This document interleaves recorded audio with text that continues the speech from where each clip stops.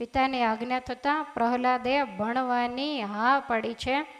શુક્રાચાર્ય જે દૈત્યોના ગુરુ, એના દીકરા બે શંડ અને અમર્ક, એ બંનેને બોલાવ્યા કે તમે અમારા રાજકુમારને આપણી આસુરી વિદ્યા ભણાવો અને એને નિશાળે તેડી જાઓ. સ્વામીએ નિશાળ શબ્દ લખ્યો છે.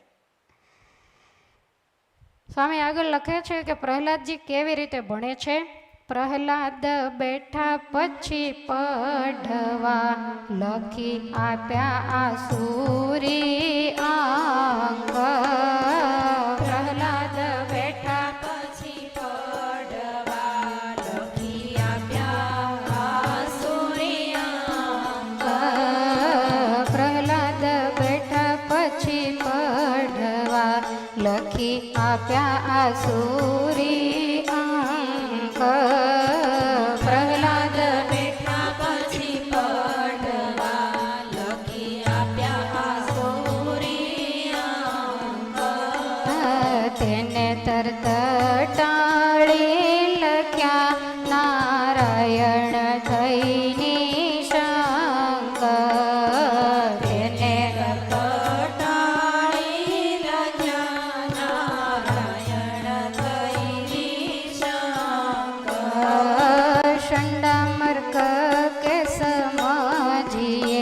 ભાઈ એ નહીં આપણું કામ.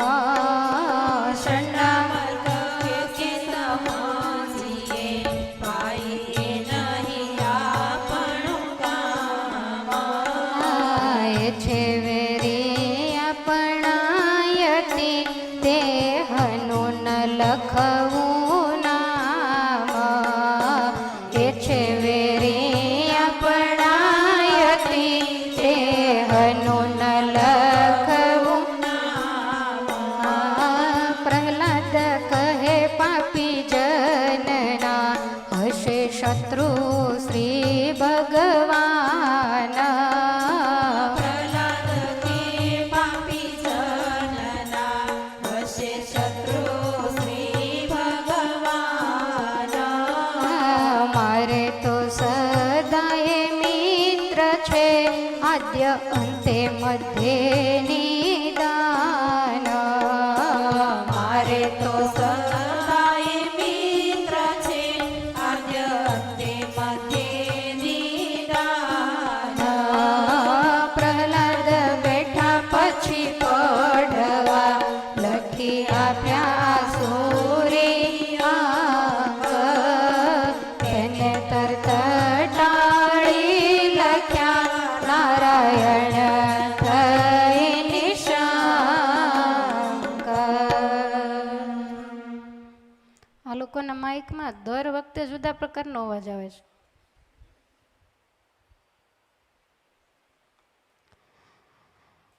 પ્રહલાદને ભણવા માટે બેસાડે.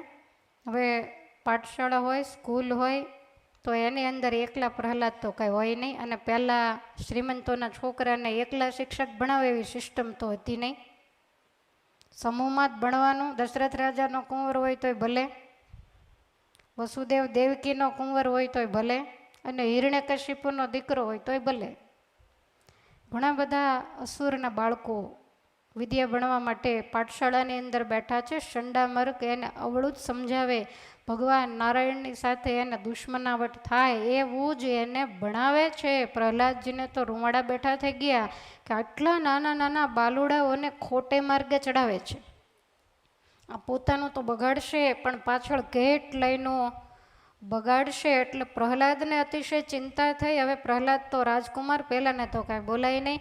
એટલે પ્રહલાદને પાટી અને પેન આપ્યા અને એની અંદર લખી આપ્યું કે નારાયણ છે એ આપણા દુશ્મન છે. પછી કહ્યું કે રાજકુમાર આને ઘૂંટ્યા કરો. પ્રહલાદે ભૂસી નાખ્યું.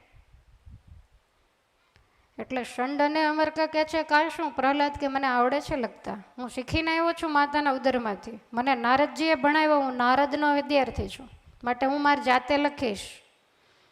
એટલે પ્રહલાદે હાથમાં પેન લઈ અને લખ્યું કે નારાયણ છે સર્વ કોઈના મોક્ષદાતા છે, કલ્યાણના કરતલ છે. ને શંડામર્કે વાંચ્યું તો એના રૂવાડા બેઠા થઈ ગયા કે આ એના દીકરાને કાંઈ નહીં કે પણ અસુર આપણો વારો પાડી દેશે એટલે પ્રહલાદજીના માથે હાથ ફેરવીને શંડ અને અમર્ક બંને ગુરુઓ એવું કહે છે કે તમે હિરણ્યકશિપુના પનોતા પુત્ર છો.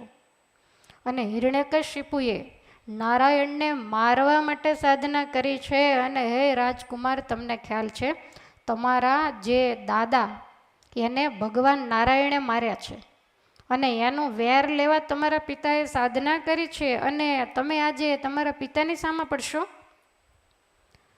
ત્યારે પ્રહલાદ બહુ સરસ બોલ્યા છે, ભગવાન ભજવામાં જે આડા આવે ને એની સામે પડવામાં દોષ નથી એવું મને નારદજીએ કીધું છે, માટે હું તો આ જ કરીશ. વળી પાછા સમજાવી અને એ અક્ષરો ભૂસાવીને પેલું લખ્યું એટલે પ્રહલાદે પાટીને ફેંકી દીધી. હું ભણીને આવ્યો છું, મારે કાંઈ ભણવાની જરૂર નથી એમ કહીને આંખો બંધ કરીને પેલા અસુરના બાળકો સાંભળે એમ નારાયણ નારાયણ મંત્રનો જપ માંડ્યા કરવા. અને આ જ્યારે શંડામર્કને ખબર પડી ત્યારે એને બહુ ભીખ લાગી, સમજાવવા લાગ્યા. પ્રહલાદ કહે છે કે તમારે જેવા પાપી હોય ને એના દુશ્મન ભગવાન હોય, બાકી દાસના દુશ્મન હરી કદી હોય નહીં. મારા તો એ પરમ મિત્ર છે અને મારા એ કલ્યાણના કરતલ છે. શંડામર્કને એમ થયું કે આપણા સમજાવ્યા તો એ નહીં સમજે, માટે હવે શું કરવું. રોજ બંને ગુરુઓ મહેનત કરે પણ પ્રહલાદને આગળ કંઈ ઉપજે નહીં. બે ગુરુઓને એક બાજુ બેસાડી અને પ્રહલાદ તમામ પાઠશાળાના જે અસુર બાળકો છે એને ભણાવવા માંડ્યા અને એને ઉપદેશ આપે. નાના નાના બાળકોને પ્રહલાદજી ઉપદેશ આપે છે.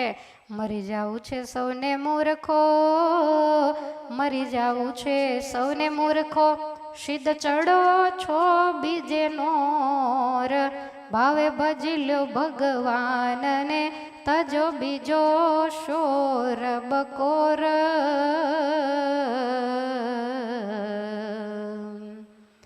હે બાળ મિત્રો, પરમાત્માનું નામ મૂકીને બીજાનું નામ લે અને મૂર્ખ કહેવાય. ત્યારે અસુર બાળકો કે અમે બીજાનું નામ નથી લેતા, તમારા પિતાનું નામ લઈએ છીએ. અને ત્યારે પ્રહલાદજી કહે છે કે મારા પિતા છે ને એ તો પાપી છે, ભગવાનની સામે પડ્યા છે. કેટલાય ગાયો બ્રાહ્મણો વગેરેની હત્યાઓ કરનારા, વેદો વગેરેનું અપમાન કરનારા, અને નારાયણ સિવાય આ દુનિયામાં બીજો કોઈ ભગવાન હોય નહીં, તો મારા પિતા ભગવાન કેવી રીતે થાય. 24 અવતારની વાત આવે એમાં તમે કે હિરણ્યકશિપુ અવતાર વાંચો છે. બાળ મિત્રોને સમજાવવા માંડ્યા કે જેને ભજવાથી કાયમને માટે સુખિયા થઈ જવાય એવા ભગવાનને મૂકી અને જે બીજાનું નામ લે એને તો હે બાળ મિત્રો કૃતજ્ઞ કહેવાય, જેણે આપણને આ મનુષ્યનું શરીર આપ્યું. આ દુનિયામાં મોંઘી વસ્તુ તો ઘણી ઘણી હશે પણ મનુષ્ય શરીર જેવું મોંઘું બીજું કાંઈ નથી. તમે અબજો રૂપિયા કદાચ આપી દો, તમારી હોય એટલી મિલકત આપી દો, તો આ મનુષ્ય જન્મ આપણને બીજી વાર મળે નહીં. તમે વિચાર કરો કે કદાચ ઠાકોરજી આપણને 2 આંખો ન આપ્યું હોત તો આ દુનિયામાં આપણે શું કરે. તો ભગવાને આવી અબજોની કિંમતની 2 આંખો આપણને આપી છે. અને એ આંખો તમે જુઓ, આજે વિજ્ઞાન આટલું બધું આગળ વધ્યું છે, કેટલી બધી ફેક્ટરીઓ છે. ક્યાંય આંખોની ફેક્ટરી તમે જોઈ કે ત્યાં જઈને સારામાં સારી, ઘણાને મારી જેમ કપાસિયા જેવડી આંખો આપી હોય પછી મોટી લઈ આવી. આપણને નાનું તો જરાય ગમતું નથી. એવું હોય તો અત્યારે બધા આવડી આવડી આંખોવાળા જ બેઠા હોય. કોઈ પણ જગ્યાએ નહીં, આ દુનિયાની અંદર બધી જ વસ્તુ બને, આપણે વિચાર્યું ન હોય એવી વસ્તુ બને છે. ક્યાંય તમે બ્લડની ફેક્ટરી જોઈ? અને એના માટે કુદરતે જે શરીરની અંદર પ્રક્રિયા કરીને બ્લડ બનાવ્યું છે, બીજાને જીવાડવા હોય તો એકનું લઈને બીજાને ચડાવવું પડે. નહીંતર અત્યારે બધી પેક બોટલો ભાતની મળે છે, તો આવી ન મળવી જોઈએ. ક્યાં બને છે? તો કે ફલાણી ફેક્ટરીમાં. આના માટે વૈજ્ઞાનિકોએ ટ્રાય પણ કરી છે અને ચડાવ્યું ને તરત ગુજરી જાય ને રહેતા હશે. ઠાકોરજીએ ઘણું બધું આપણને આપ્યું પણ મેન પાવર તો એના હાથમાં પાવર સ્ટેશન એ છે. અને નહીતર જો બધું જ આપણને આપી દીધું હોય તો તમે અહીંયા ગૌમુખીમાં હાથ નાખીને બેઠા હો, વાતમાં શું માલ છે?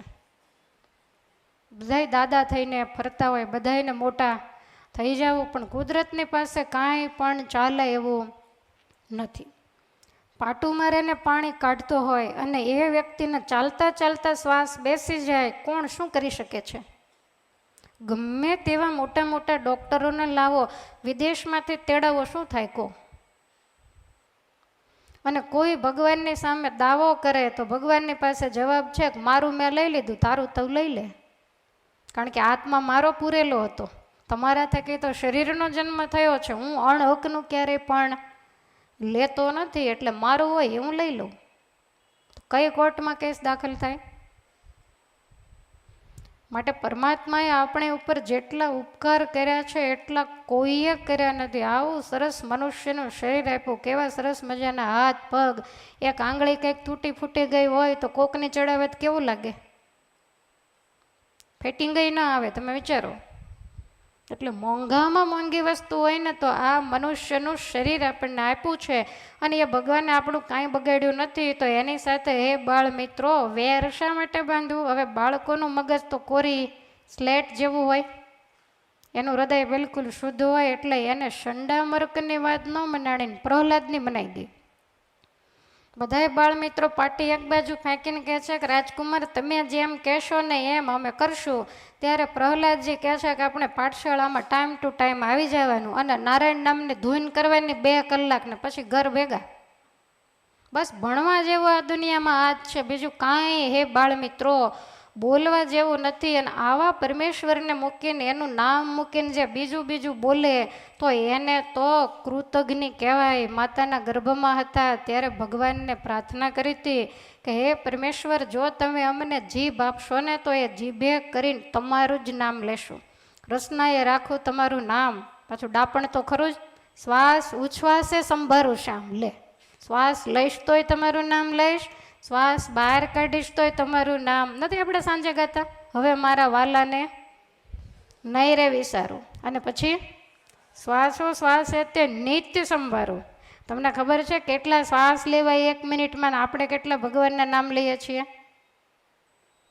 તો ભગવાનને આપણે કોલ દઈને આવ્યા છીએ, પણ આજ આપણે બધુંય ભૂલી ગયા છીએ. માટે લેવા જેવું મફતમાં મળતું, બોલવા જેવું જો હોય તો એ ભગવાનનું નામ છે. અને એટલે મીરાબાઈ એવું કહે છે કે બોલ માં બોલ માં બોલ માં રે રાધા કૃષ્ણ વિના બીજું બોલ માં બોલ માં બોલ માં બોલ માં રે રાધા કૃષ્ણ વિના બીજું બોલ માં બોલ માં બોલ માં બોલ માં રે રાધા કૃષ્ણ વિના બીજું બોલ માં બોલ માં બોલ માં બોલ માં રે રાધા કૃષ્ણ વિના બીજું બોલ માં. સાકર શેરડીનો સ્વાદ તજીને, સાકર શેરડીનો સ્વાદ તજીને, સાકર શેરડીનો સ્વાદ તજીને, સાકર શેરડીનો સ્વાદ તજીને, કડવો તે લીંબડો ઘોળમાં રે રાધા કૃષ્ણ વિના બીજું બોલ માં. કડવો તે લીંબડો ઘોળમાં રે રાધા કૃષ્ણ વિના બીજું બોલ માં બોલ માં બોલ માં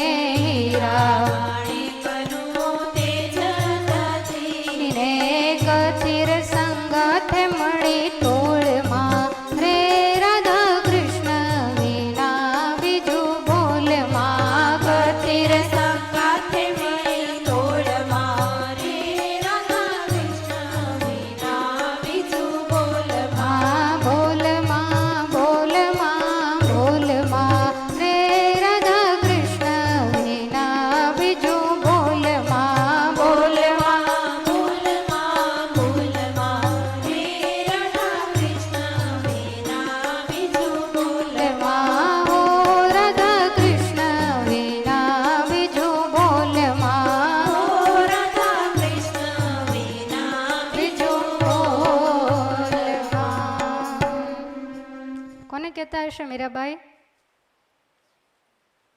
મને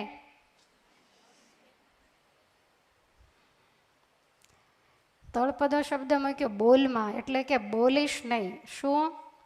તો કે રાધા કૃષ્ણ વિના બીજું બોલીશ નહીં. પણ તમારે વ્યવહારિક કામ હોય ત્યાર પછી રાધા કૃષ્ણ ન કરાય.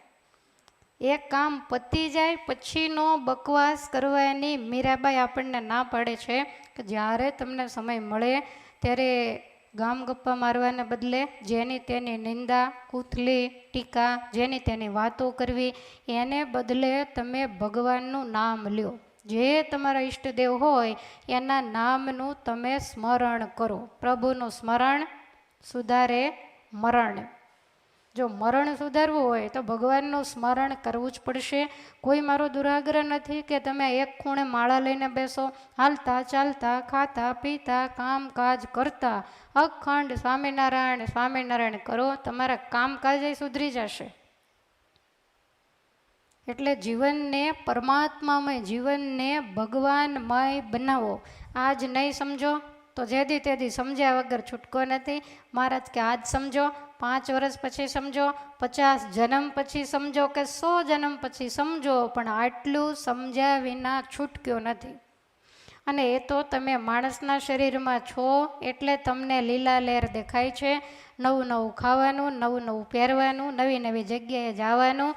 બાકી તમે જુઓ કૂતરા બિલાડાઓના દેહમાં, પશુ પક્ષીઓના દેહમાં પારાવાર દુઃખ પડેલા છે.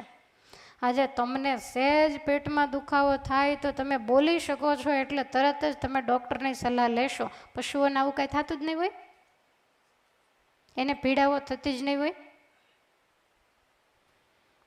છતાંય પણ એક શબ્દ એ લોકો બોલી શકતા નથી. એને કોઈ સેવા ચાકરી કરનારું નથી. ટાઢ હોય, તડકો હોય, વરસાદ હોય, એની જડીઓની વચ્ચે એને રહી અને દુઃખોને સહન કરવાના. એ તો આપણે એ વખતનું ભૂલી ગયા છીએ ને, એટલે બાંધી મુઠ્ઠી લાખની. બાકી જો આ બધી પીડાઓ યાદ હોય ને તો હું નથી માનતી કે તમે આજ ઘરે જાઓ. માટે પારાવાર જે સંસારના દુઃખો છે એમાંથી તરવા માટે તમારા માટે સહેલામાં સહેલું જો કોઈ સાધન હોય, સંભળાય છે, તો ભગવાનનું નામ છે. તમે વનમાં જઈને તપ કરી શકશો? તમે ઝાડવેન ડાળે ઊંધા માથે લટકી શકશો? તમે ટાઢ તડકો વરસાદની જડીઓને ઝીલી શકશો? રાતે અંધારે એકલા નીકળતા નથી, જંગલમાં કેવી રીતે જાય? તો આપણા માટે સહેલું સાધન શું? ભગવાનનું નામ અખંડ લેવું.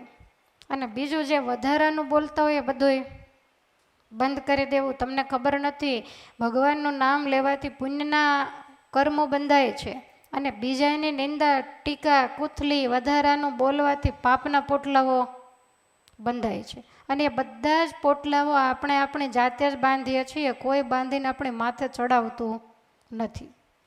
એટલે મીરાબાઈના શબ્દોને યાદ રાખવા. સાકર શેરડી મૂકી અને કડવો લીમડો શા માટે પીવો? ચૈત્ર મહિનામાં પીવાનો હોય, શરબત આપે તો આટલું તો માંડ માંડ લેવાય છે. એવી જ રીતે હીરા માણેક મૂકી, તમે જુઓ સરસ મજાનો કોહિનૂર હીરો હોય એને મૂકીને કાચના કટકા કોણ ભેગા કરે પાકીટમાં? કોઈ ન કરે ને. તો આપણે શું કરીએ છીએ? આપણે પણ પંચ વિષયની પાછળ પડ્યા છીએ એટલે કાચના કટકા જ ભેગા કરીએ છીએ. કારણ કે આપણે કાચ અને હીરો એ બે વચ્ચેનો ફરક શું છે એ સમજ્યા નથી. અઘરી પડે છે ને કથા? લેવું હોય એને અઘરી પડે.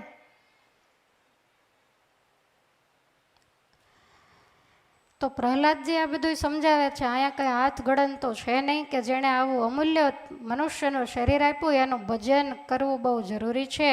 અને કાયમ પ્રહલાદજી બાળકોને ભેગા કરી અને આ રીતે ભગવાનનું ભજન કરાવે છે. થોડોક સમય ગયો એટલે દૈત્યને એમ થયું કે જોવું તો ખરો પ્રહલાદ કેવું ભણ્યા છે. પ્રહલાદને બોલાવ્યા, ખોળે બેસાડી અને માથે હાથ મૂકી અને કહ્યું કે હે પુત્ર, તમે શું ભણ્યા? ત્યારે પ્રહલાદજીએ એવું કહ્યું કે શ્રવણમ કીર્તનમ વિષ્ણુઃ સ્મરણમ પાદ સેવનમ અર્ચનમ વંદનમ દાસ્યમ સખ્યમ આત્મનિવેદનમ. હે પિતાજી, આ 9 પ્રકારની ભગવાન નારાયણની ભક્તિ કરનારો ભવસાગર પાર ઉતરે છે એવું હું ભણ્યો. હિરણ્યકશિપુને તો કરંટ લાગ્યો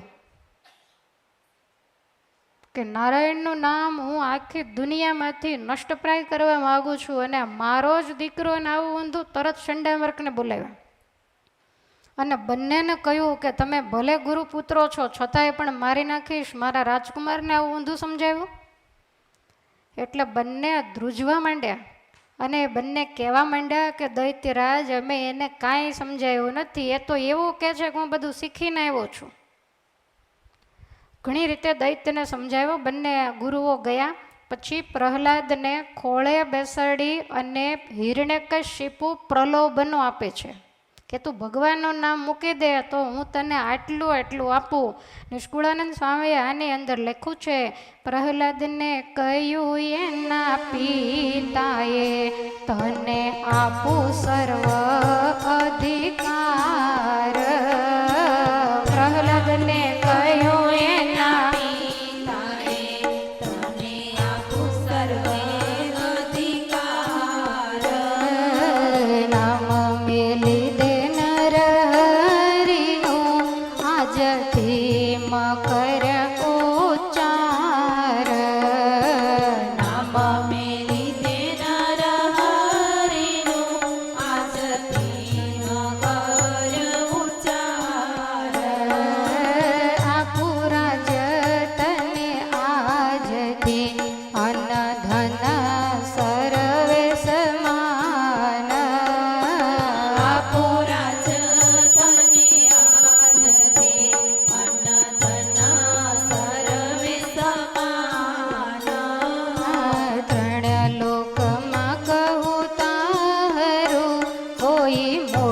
શકે નહીં માન. ત્રણ લોકમાં કહું તારું કોઈ મોડી શકે નહીં માન. પ્રહલાદ કહે એહ પાપ રૂપ મને ગમતો નથી એહ ગેલ. પ્રહલાદ કહે એહ પાપ રૂપ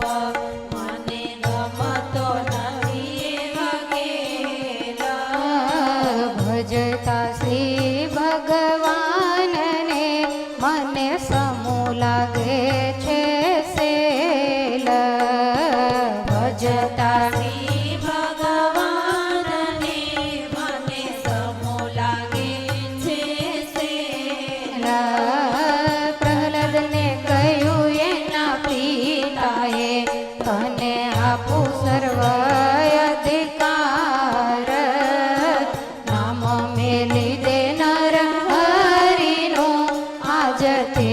મકર ઉચ્ચાર.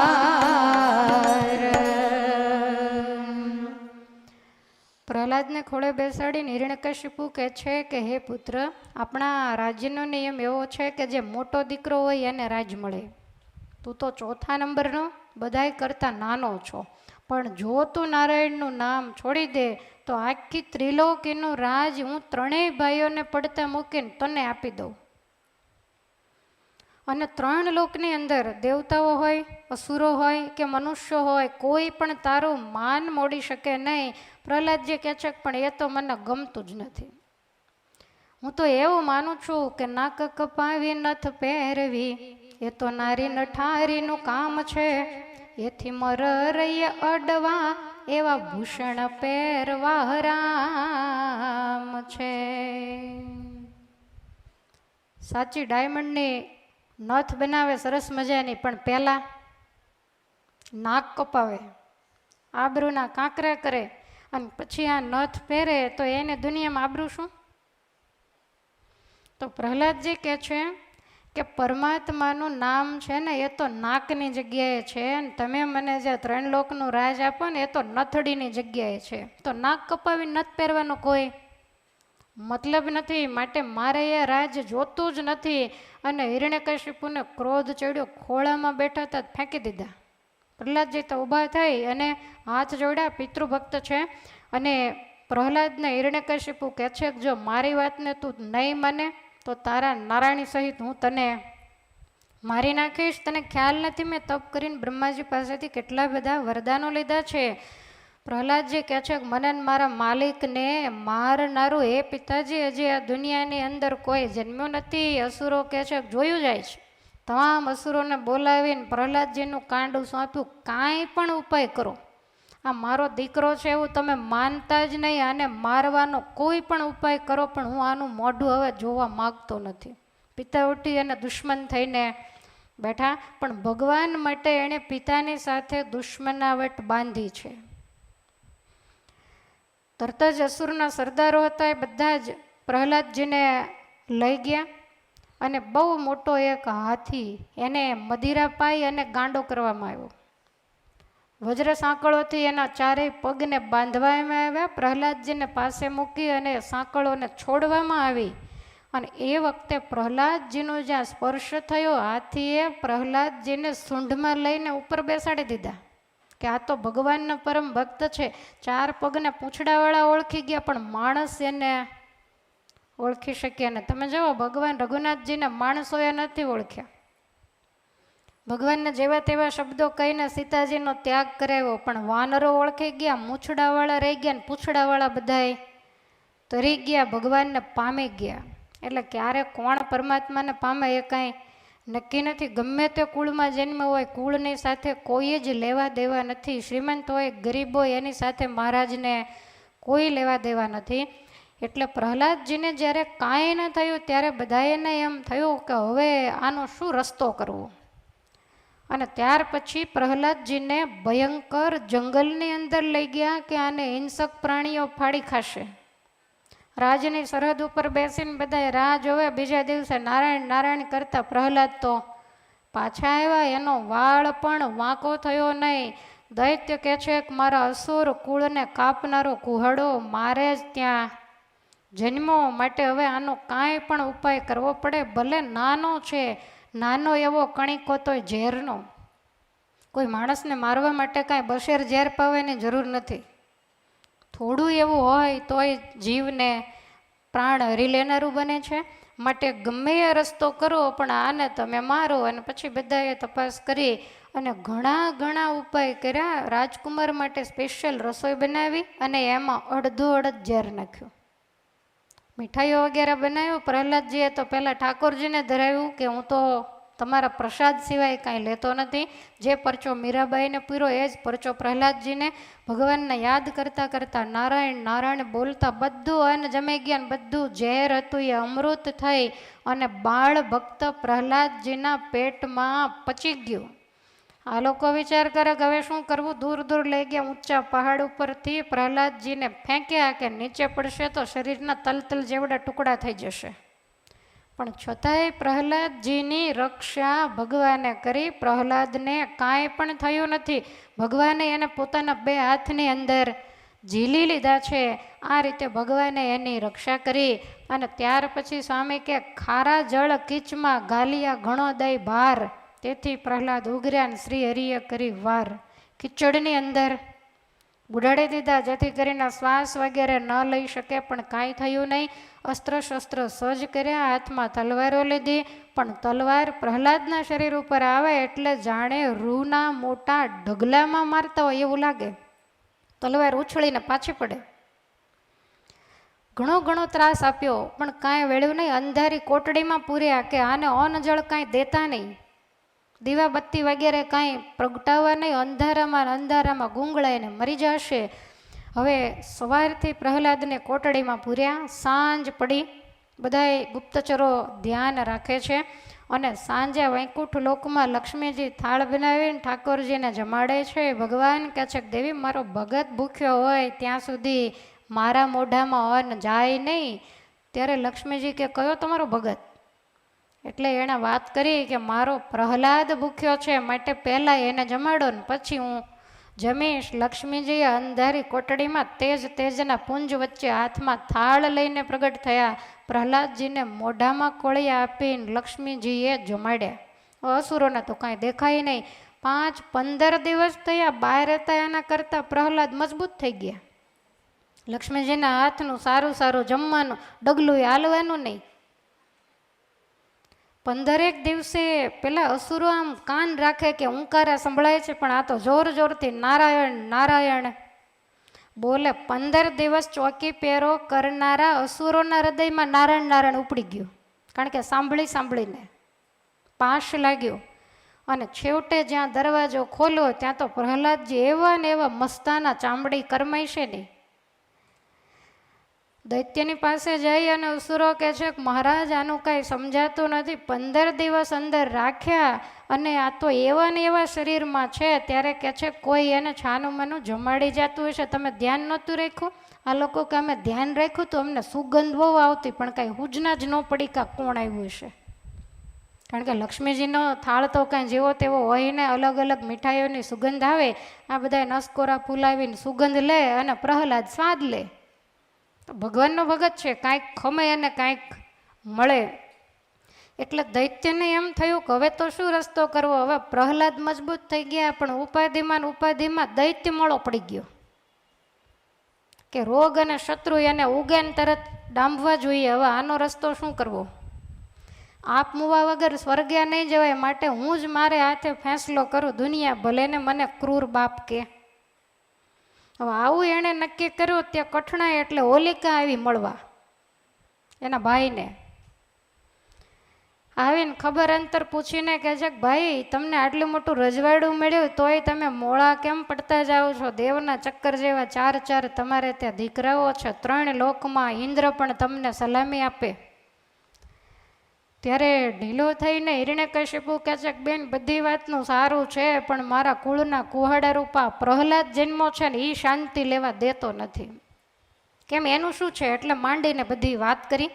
હવે બધા એક જ સરખા હોય, એની બેન એના જેવી જ હોય. એટલે કહે છે કે ભાઈ એમાં આટલી બધી ઉપાધિ ને આટલી બધી દોડધામ કરાય, તને હું નો યાદ આવી. તારું પૂરું થાય ત્યારે તું યાદ આવી ને, વહેલી બોલાવીને શું કરે તને.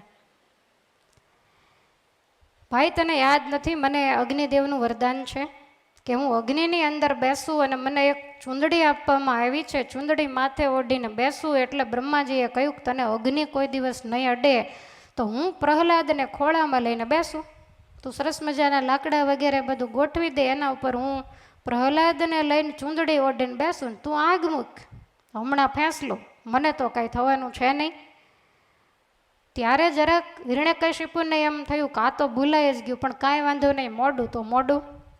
અને તરત જ તૈયારી કરી. ગામના નગરની બહાર મોટા કાષ્ઠ લાવી અને ગોઠવવામાં આવ્યા. પ્રહલાદને તેડી અને મીઠી હોલિકા વાતો કરે છે, કારણ કે ભેગા તો લઈ જવા પડે. કયાધુને અતિશય ઉપાધિ થાય કે હવે કરવું શું, પણ કયાધુ દૈત્યની પાસે કાંઈ બોલી શકતા નથી. અને સાંજનો સમય થયો એટલે હોલિકાએ કહ્યું કે ભાઈ જ્યારે અગ્નિ લાગશે ને ત્યારે આ તારો દીકરો ચીસાચીસ કરશે, પણ તું દયા ખાતો નહીં. આ કહે છે કે નહીં દયા ખાઓ. હોલિકા કે એમ નહીં, તું ઢોલ નગારાવાળાને બોલાવી લે. અગ્નિ મૂક્યા પછી તારે જોરથી ઢોલ નગારા વગાડાવવાના, એટલે આ અવાજ કરે તોય પણ કોઈના કાને એનો અવાજ જાય નહીં ને આગને ઠારે નહીં. હિરણ્યકશિપુ કે ભલે. ગામની નગરની અંદર જેટલા ઢોલ નગારાવાળા એ બધાને ફરતા ગોઠવી દીધા. હિરણ્યકશિપુ પોતે આગ ચાંપવા માટે ત્યાં આવ્યો. પ્રહલાદજી નિયમ પ્રમાણે હિરણ્યકશિપુને પગે લાગી અને હોલિકાના ખોળામાં બેઠા. અને હોલિકાએ તો ગુમાનમાં પેલી ચૂંદડી બહાર કાઢી અને પોતાના માથે નાખી શરીર ઉપર.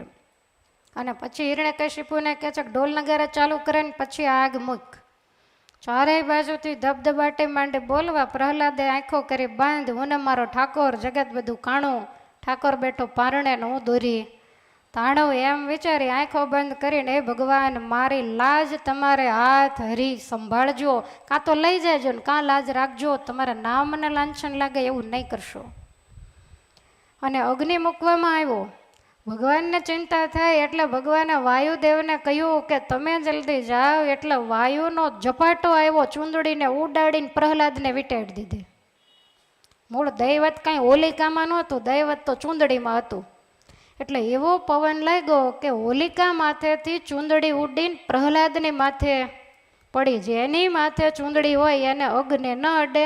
અને હોલિકાનું શરીર માંડ્યું દાજવા, એવી ચીસાચીસ કરે. હિરણ્યકશિપુ દૈત્યોની આગળ તાળીઓ પડાવે કે આવું ભૂલી જ ગયું, આ વહેલા કરવાની જરૂર હતી. કેવો બૂમાબૂમ કરે, હવે આવે એનો નારાયણ બચાવવા. બધા એટલા બધા ખુશ ખુશ અને વાજાઓ વગાડે. હોલિકા જેમ જેમ બૂમો પાડે એમાં વધારે ઢોલ વગાડે.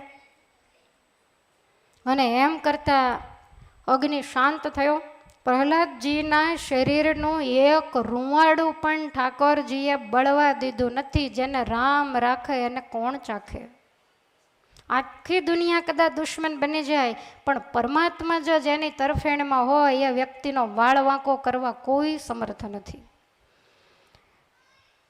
આ બાજુ પ્રહલાદજી તો માથેથી ચૂંદડી એક બાજુ કરી નીચે ઉતરીને હિરણ્યકશિપુને પગે લાગ્યા કે પિતાજી તમારા પુણ્ય પ્રતાપે ફઈબા ગયા અને હું બચી ગયો. પ્રહલાદને એવી જોરથી પગની લાત મારી કે ક્યાંય ના ક્યાંય ફેંકી દીધા. દૈત્યને તો એટલું બધું દુઃખ થયું. દેવોએ ખોટું બોલે છે, આનું કારણ શું? દેવના વરદાન ક્યારેય ખોટા ન પડે. દૈત્યને બીક લાગી કે જેને મારી બેનને વરદાન આપ્યું તું એણે જ મને આપ્યા છે, બ્રહ્માજીએ જ આપ્યા, તો આનું ખોટું પડ્યું તો મારો શું ભરોસો. પ્રહલાદને એમ થયું કે બ્રહ્માજી ઉપર અમને અવિશ્વાસ આવ્યો. એટલે તરત જ પ્રહલાદજી કહે છે કે પિતાજી બ્રહ્માજીનો વાંક નથી, વાંક કોઈનો નથી. જો તમારા બેનને અજર અમર થવાનું વરદાન કોઈએ નહોતું દીધું, જેમ તમને નથી દીધું એમ. વરદાન એ હતું કે આ ચૂંદડી જેની માથે હોય એને અગ્નિ ન લાગે. તે ચૂંદડી મારી માથે હતી તો મને અગ્નિ ન અડે. તમારા બેન બળી ગયા, કાંઈ વાંધો નહીં પિતાજી, એની આવરદા પૂરી થઈ ગઈ હશે ને મારી બાકી હશે. તમે કીધું નહીં મથો છો તો હજી કાંઈ થતું નથી એમ કહ્યું. તમે વિચારો પહેલાં કેવો ક્રોધ ચડે. આટલું કહી અને પ્રહલાદજી તો જતા રહ્યા.